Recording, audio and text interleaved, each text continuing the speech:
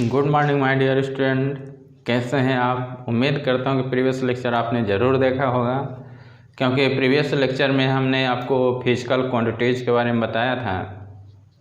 Physical quantities के बारे में हमने बताया था कि फिजिकल क्वांटिटीज़ क्या होती है, जिनको हम क्या कर सकते हैं, मेजर कर सकते हैं। नेशन ने लॉ बनाया, उन लॉ को हमको स्टडी करना है, तो जो टर्म्स यूज़ किए जाते हैं वही क्या होता है, फिजिकल क्वांटिटीज़ होते हैं।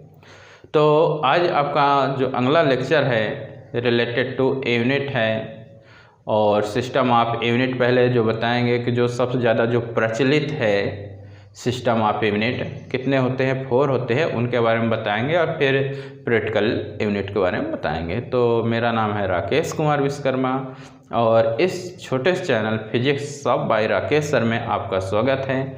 चलिए शुरू करते हैं, लेट्स बिगिन।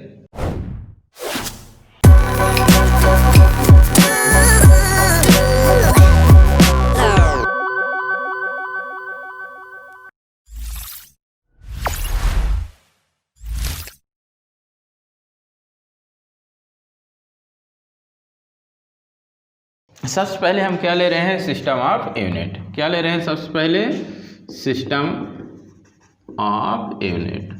बहुत इम्पोर्टेंट है, बहुत इम्पोर्टेंट है। फंडामेंटल, इसके पहले मैंने फंडामेंटल क्वांटिटीज बताए थे और उनके क्या है, यूनिट बता दिए हैं।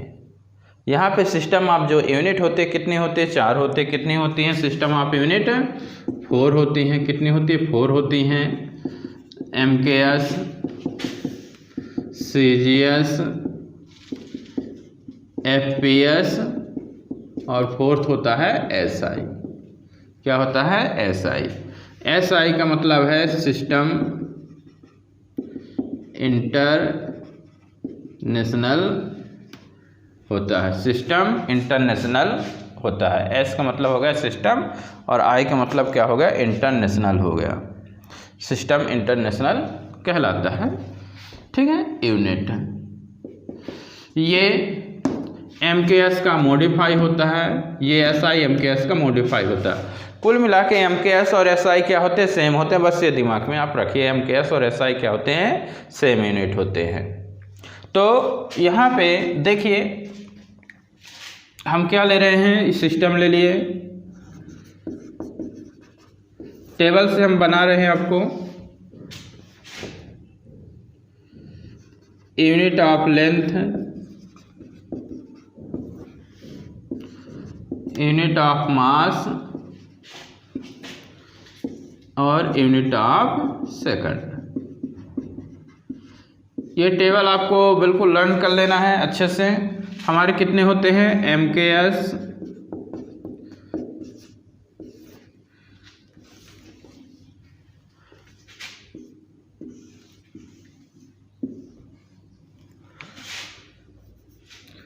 MKS हो गया, दूसरा CGS हो गया,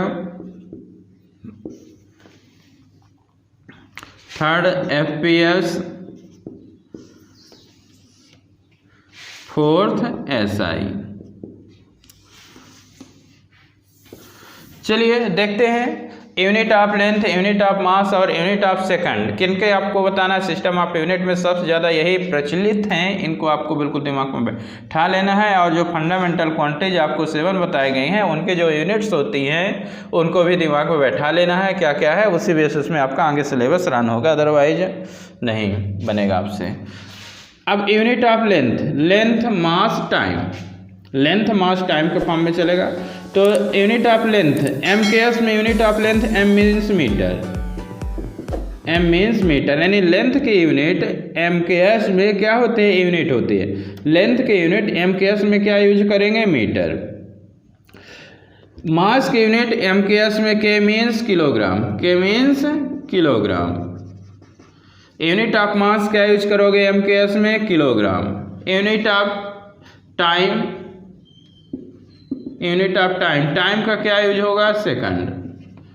टाइम का क्या यूज होगा, सेकंड। CGS में चलते हैं, C means centimetre. Unit of length centimetre, unit of length centimetre, किसमें, CGS में। C मतलब सेंटीमीटर, G मतलब ग्राम। यूनिट ऑफ जो मास है क्या बनेगा, ग्राम बनेगा। और टाइम का वही सेकंड होता है। टाइम का क्या होता है? सेकंड होता है। FPS, F means foot. Length की जो यूनिट होती है FPS में फुट होती है। लेंथ की जो यूनिट होती है FPS में फुट होती है। मास की क्या होते हैं? पाउंड। क्या होते हैं? पाउंड यूज होता है। और टाइम के लिए वही सेकंड। अब MKS और SI सेम होते हैं। आपको बताया गया कि जो MKS है यानी शॉर्ट फॉर्म इसका क्या होता है? ये सिस्टम इंटरनेशनल यूनिट कहलाता है। और मॉडिफाइड फॉर्म है ऑफ MKS का इंटरनेशनल सिस्टम ऑफ यूनिट ये कहलाएगा। ठीक है, तो क्या कहलाएगा? वही सेम वही कॉपी कर देना है। मीटर, किलोग्राम और सेकंड। ये आपका क्या होता है? सबसे इम्पोर्टेंट चीज़ है, बहुत इम्पोर्टेंट है कि क्या होता है, मतलब कि ये टेबल आपको बिल्कुल याद करनी ही पड़ेगी, तभी आपको समझ में आएगा। तो ये सिस्टम ऑफ यूनिट होते हैं। सिस्टम ऑफ यूनिट कितने होते हैं? 4 होते हैं। ये टेबल आपको बिल्कुल याद कर लेना है और इसी बेसिस में आपको सब चीज़ें समझ में आएगी। ये टेबल बिल्कुल बैठा लेना है दिमाग में। देखिए, जो वेलोसिटी होता है डिस्प्लेसमेंट अपॉन टाइम होता है। क्या होता है? Displacement upon time. Previous lecture जरूर देखिएगा। Distance, displacement, arc, radius, length, सब चीज़ें क्या होती है? सेम होती है। क्या क्या? Displacement, distance, arc, radius, length, width,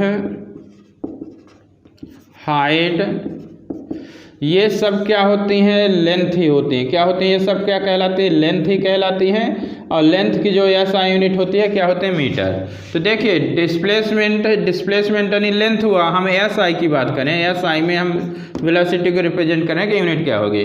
displacement यानी लेंथ हुआ, लेंथ की SI में यूनिट मीटर, टाइम का सेकंड। CGS में बात करो, लेंथ की CGS में यूनिट सेंटीमीटर और टाइम का सेकंड। SI और MKS सेम होते हैं। SI और MKS सेम होते हैं। तो ये इस प्रकार आप क्या कर दोगे?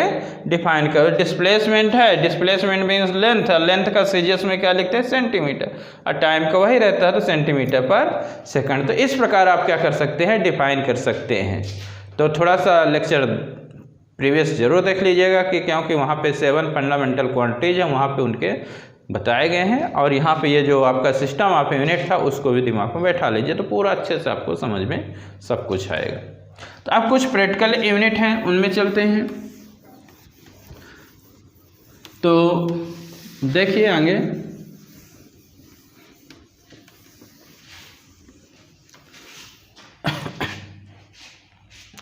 जो प्रैक्टिकल यूनिट है उनमें हम चल रहे हैं।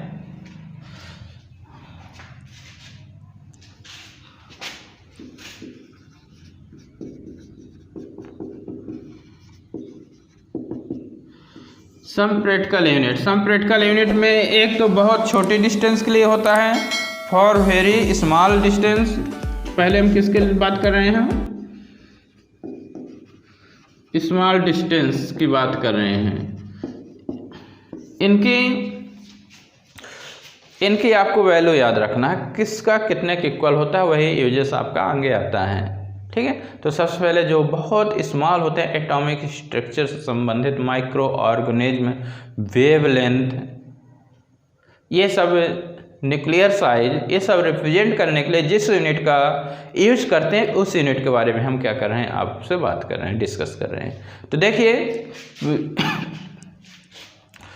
वेरी स्मॉल डिस्टेंस, तो हमने पहला नंबर क्या लिया? वेरी स्मॉल डिस्टेंस में हमने पहला नंबर क्या ले लिया? फर्मी ले लिया। क्या ले लिया? पहला होता है फर्मी होता है। क्या होता है? फर्मी।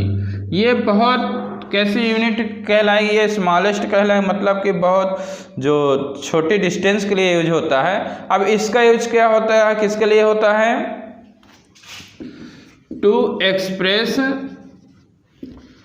न्यूक्लियर साइज किसके लिए यूज करते हैं इसको?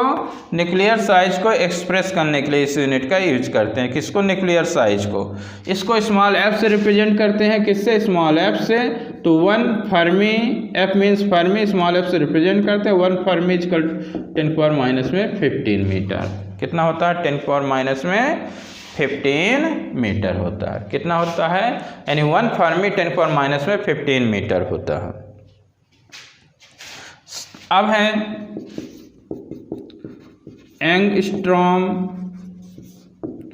क्या होता है? सेकंड एंगस्ट्रॉम होता है। ये भी बहुत छोटी मतलब लेंथ के लिए, स्मॉल डिस्टेंस के लिए यूज होता है। इसको हम किस में यूज करते हैं? वेवलेंथ ऑफ लाइट में। किस में? Wavelength of light. बहुत इंपॉर्टेंट है, ये बहुत यूज किया जाता है।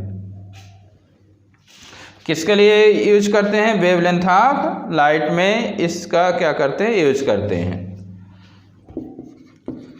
To measure the wavelength of light. किसके लिए यूज करते हैं हम? वेवलेंथ ऑफ लाइट के लिए। इसको किससे रिप्रेजेंट करते हैं? एक ऊपर ऐसे बिंदी लगा देना है, तो यानी 1 एंगस्ट्रॉम जो होता है 10⁻⁻10 मीटर। बहुत इंपॉर्टेंट है, ये वैल्यू याद रखो। 1 फर्मी इतना होता है, ये याद रखो।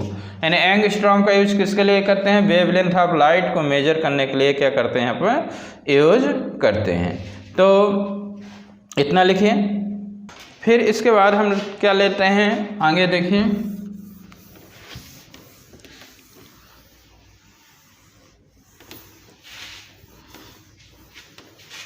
हमने अगला नंबर क्या ले लिया? अगला नंबर ले लिया नैनोमीटर। क्या ले लिया? नैनोमीटर। Nanometre, nanometre. अब इसका जो हम यूज करते हैं, जो नैनोमीटर का, ये भी किसके लिए होता है? वेवलेंथ ऑफ लाइट के लिए। इसका भी किसके लिए यूज होता है? वेवलेंथ ऑफ लाइट के लिए होता है। To measure the wavelength of light and other radiation के लिए भी इसका क्या करते हैं? अपन यूज करते हैं। अब माइक्रो नैनोमीटर है, किससे रिप्रेजेंट करें? एन नैनो होगा, एम मीटर, नैनोमीटर। 1 नैनोमीटर जो होता है 10⁻⁹ मीटर होता है। 1 नैनोमीटर कितना होता है? 10⁻⁹ मीटर होता है।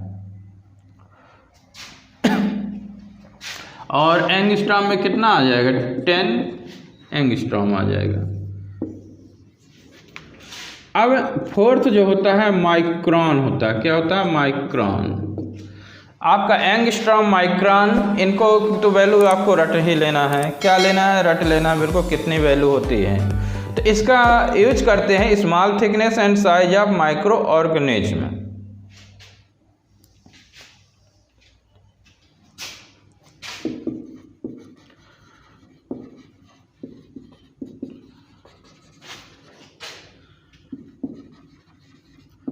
स्मॉल थिकनेस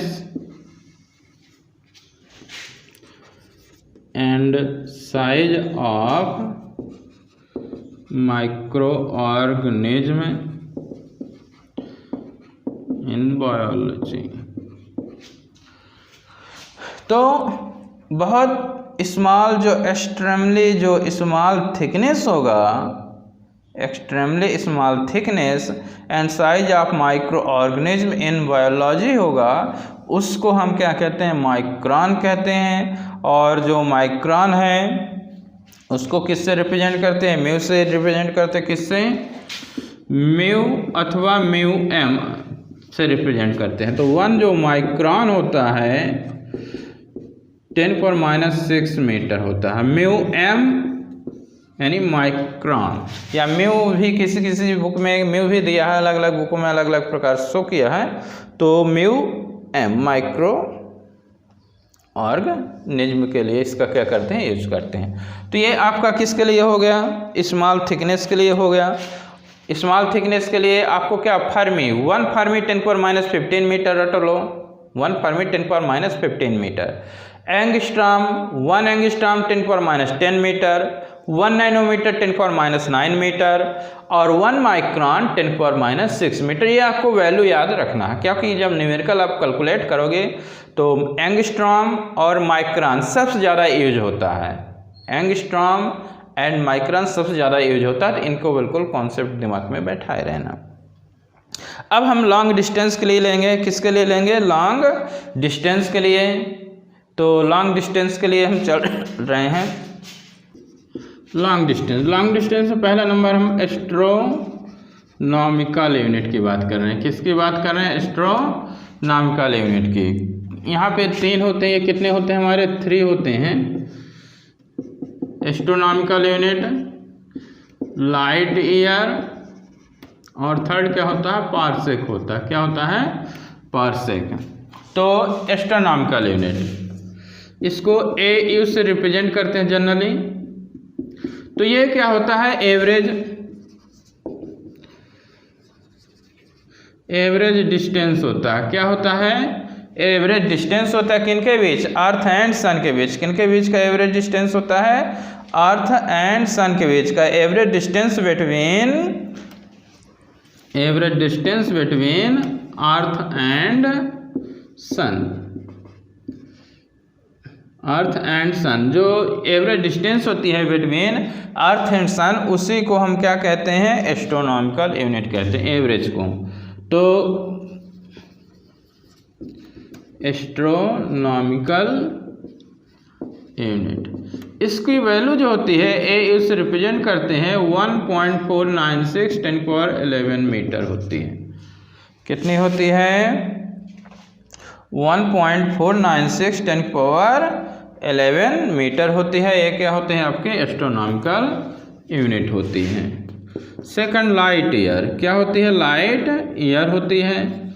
लाइट ईयर क्या है? डिस्टेंस है। लाइट ईयर, ये सब किसके बात कर रहे हैं? ये सब डिस्टेंस की बात कर रहे हैं। यानी लाइट ईयर किसकी यूनिट होती है? डिस्टेंस की यूनिट होती है। लाइट ईयर किसकी यूनिट होती है? डिस्टेंस की यूनिट होती है। एक साल में लाइट जो चलती है, distance travelled by light in 1 year. Light year किसकी यूनिट होती है? डिस्टेंस की होती है। जो लाइट है एक साल में जो डिस्टेंस ट्रेवल करती है, एक साल में जो डिस्टेंस ट्रेवल करते, कहाँ? इन वैक्यूम पे। कहाँ पे? In vacuum. तो the distance travelled by light during 1 year in vacuum. कहाँ पे? वैक्यूम पे, जहाँ पे हवा नहीं होती। Vacuum is called light year. क्या कहते हैं?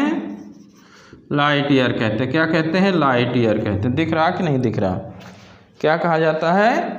Light year. यानी एक साल में जो लाइट क्या करती है? ट्रेवल करती है, उस यूनिट को हम क्या कहते हैं? ड्यूरिंग। तो लाइट ईयर क्या है? Distance travelled by light during 1 year in vacuum is called light year. क्या कहा जाता है?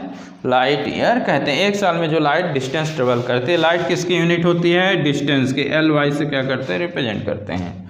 तो इतना हो गया, इतना रफ लिख लीजिए, फिर हम रफ कर रहे हैं। तो आपको इनकी वैल्यू याद रखना है, किसकी कितनी होती है, बाकी तो ज़्यादा टेंशन है नहीं। तो अब देखिए,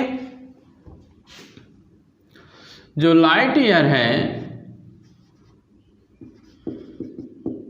लाइट ईयर डिस्टेंस होता है। लाइट ईयर किसकी यूनिट होती है? डिस्टेंस की। डिस्टेंस क्या होता है? Speed into time. डिस्टेंस क्या होता है? Speed into time.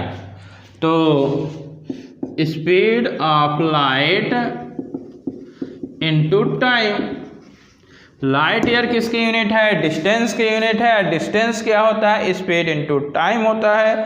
यहाँ पे जो स्पीड लेना है लाइट की लेना है, और क्या लेना है? टाइम लेना है। क्या लेना है? टाइम लेना है। तो जो स्पीड ऑफ लाइट होती है 3 × 10⁻, कितनी होती है? 8 होती है। स्पीड ऑफ जो लाइट होती है 3 × 10⁸ होती है मीटर पर सेकंड। कहाँ की बात कर रहे हैं? वैक्यूम की। टाइम 1 साल। टाइम कितना? 1 साल। कितने घंटे? 24 घंटे। कितने घंटे? 24 घंटे। और 1 घंटा कितने आवर का? 3600, मतलब 60 × 60, मतलब 3 × 10⁸ स्पीड ऑफ लाइट हो गई। टाइम कितना लगा? 365 दिन लगा। कितने घंटे? 24 घंटे। कितने सेकंड? 3600 सेकंड, यानी 1 घंटा 60 का होता है। तो ये तो ओवरऑल कैलकुलेशन में आपका आएगा 9.46 10⁻15 मीटर, यानी 1 जो लाइट ईयर होता है कितना होता है? इतना होता है। ये आपको याद रखना है कि 1 लाइट ईयर इक्वल टू होता है 9.46 10⁻15 मीटर। ये क्या होता है? आपका लाइट ईयर होता है। तो 1 एंगस्ट्रॉम कितना होता है? 1 एस्ट्रोनॉमिकल यूनिट लॉन्ग डिस्टेंस के लिए 1 एस्ट्रोनॉमिकल यूनिट 1.496 10⁻11। 1 लाइट ईयर 9.46 10⁻, कितना होता है? 15 होता है। ये ऐसे वैल्यू याद रखिए, काम देंगे। तो देखिए पार्सेक के बारे में बात कर रहे हैं।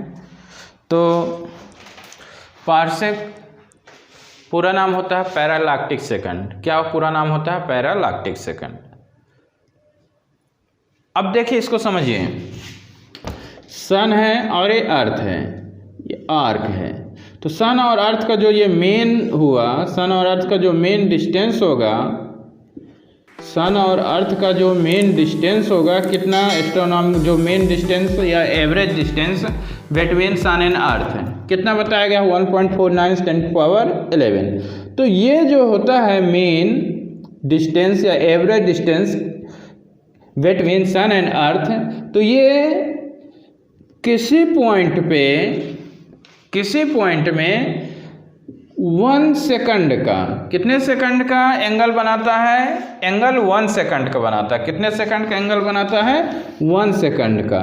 तो जिस पॉइंट पे बनाता है और जो आर्क है, ये आर्क ऑफ लेंथ है जो, तो इस पॉइंट से इस पॉइंट तक जो आर्क लेंथ होगी, ये जो रेडियल डिस्टेंस बनी, ये कैसी डिस्टेंस बनी? ये आपका रेडियल। ये कैसी डिस्टेंस बनी? रेडियल। तो जो रेडियल डिस्टेंस है, उस रेडियल डिस्टेंस को हम क्या कहते हैं? पार्सेक। समझ में आ रहा? कुछ नहीं समझ में आना अभी, समझिए। ये हमारा देखिए सन और ये अर्थ होगा, ये सन और अर्थ, इनकी मेन डिस्टेंस हो गई, मेन डिस्टेंस 1.496 10⁻11। ये किसी पॉइंट में कितना एंगल बनाया? 1 सेकंड का। किसी पॉइंट में कितना एंगल बना? 1 सेकंड का। तो ये पॉइंट, जिस पॉइंट में एंगल बना रहा है, जिस पॉइंट पे एंगल बना रहा है, और जो ये आपका आर्क है, आर्क ऑफ लेंथ है, जो ये एक पॉइंट हो गया आर्क ऑफ लेंथ। तो जो ये वाली डिस्टेंस, ये जो डिस्टेंस है, इसको हम कौन सी डिस्टेंस बोलेंगे? रेडियल। कौन सी? Radial distance. ये रेडियल डिस्टेंस कहलाएगी। कैसी डिस्टेंस कहलाएगी? रेडियल डिस्टेंस कहलाएगी। तो जो रेडियल डिस्टेंस होगी वही क्या होता है? पार्सेक होता है। क्या होता है? पार्सेक, यानी 1 पार्सेक के इक्वल होगा। समझ में आया कुछ? ये आर्क ऑफ लेंथ है, आर्क ऑफ लेंथ है equal to the average distance between sun and earth. तो ये एवरेज डिस्टेंस सन और अर्थ है, ये आर्क है, एट एनी पॉइंट पे 1 सेकंड का एंगल बनाती है। तो जिस पॉइंट पे एंगल बनाती है उस पॉइंट से और जो आर्क ऑफ लेंथ है वहाँ तक की जो डिस्टेंस है, उस डिस्टेंस से रेडियल डिस्टेंस को हम क्या कहते हैं? पार्सेक कहा जाता है। क्या कहते हैं? पार्सेक। ये भी डिस्टेंस की यूनिट है, बिगेस्ट यूनिट ऑफ डिस्टेंस होती हैं। तो देखिए अब कैलकुलेट कर रहे हैं। आपने पढ़ा एंगल इक्वल टू क्या पढ़े हो? Arc upon radius. तो एंगल हमने कितना माना है? ये एंगल थीटा है। आर्क आपका ये हो गया, आर्क यानी क्या नाम दे दिया? एस। आर्क का नाम क्या हो गया? एस हो गया। क्या हो गया? एस। और ये रेडियस हम क्या मान लिए? आर। रेडियस हमने क्या मान लिया? आर, तो एंगल इक्वल टू आर का अपान रेडियस यानी आर। आर हमें कैलकुलेट करना है तो R equal to S upon कितना हो जाएगा थीटा। अब देखिए थीटा यानी एंगल है 1 सेकंड दिया है, डिग्री में 1/36 100 में होता है, कितना होता है 1/3600, और जो 1 डिग्री होता है 1/36 इंटू पाई अपान 180 रेडियन में, ये इतनी वैल्यू होती है मैथमेटिकली। तो 1 सेकंड की जगह एस यानी ये दिया हुआ है, कितना दिया हुआ है आर इक्वल टू 1.496 10 पावर कितना हो गया ये 11 हो गया। थीटा आपका कितना हो जाएगा 1/3600 पाई अपान 180 हो गया, पाई अपान कितना हो गया 180 हो गया। तो जब अब इसको आपको क्या करना है कैलकुलेट करना है, जो भी आएगा वही रिजल्ट आएगा, जो भी आएगा वो क्या हो जाएगा रिजल्ट हो जाएगा। कैलकुलेशन में आर इक्वल टू कितना हुआ 1.496 360 100 ऊपर 180 भी ऊपर गया और 10 पावर 11 10 पावर कितना गया 11 गया अपान पाई। पाई की वैल्यू रख दोगे तो आपका कितना आ जाएगा, पाई की वैल्यू सबको पता है, तो 3.14 जब रखोगे तो कितना आपका आ जाएगा, ये आपका इतना आ जाता है 3.08 और 10 पावर आपका ये कैलकुलेशन में आता है 16, कितना 16 मीटर। तो ये आपका कितना कहलाया जाएगा 1 पार्सेक, यानी 1 पार्सेक जो कितना आ गया 3.08 10 पावर 16 मीटर। कैलकुलेशन हमने बता दिया, बट आपको ये याद रखना है कि इसकी पार्सेक में इतना होता है, यानी 1 पार्सेक 3.08 10 पावर कितना होता है आपका 16 होता है, कितना होता है 10 पावर 16 1 पार्सेक होता है। तो ये आपका लेक्चर कैसा लगा कमेंट करके ज़रूर बताइएगा, देखते रहिए और शेयर करिए। अब इसमें और हम अच्छे एडवांस लेवल पे भी लाएंगे, नीट जेईई मेंस के न्यूमेरिकल और कॉन्सेप्ट तो चल ही रहा है, कॉन्सेप्ट चल ही रहा है और आगे उसको भी हम लाने वाले हैं। थोड़ा भी बेसिक कॉन्सेप्ट हो जाए, ये सब आज का भी लेक्चर बेसिक कॉन्सेप्ट था, प्रीवियस लेक्चर भी बेसिक कॉन्सेप्ट में था, और फिर उसके बाद जो भी न्यूमेरिकल्स हैं जो भी अकॉर्डिंग टू योर सिलेबस आपका चलेगा। तो देखते रहिए, कमेंट करिए। Okay, thank you.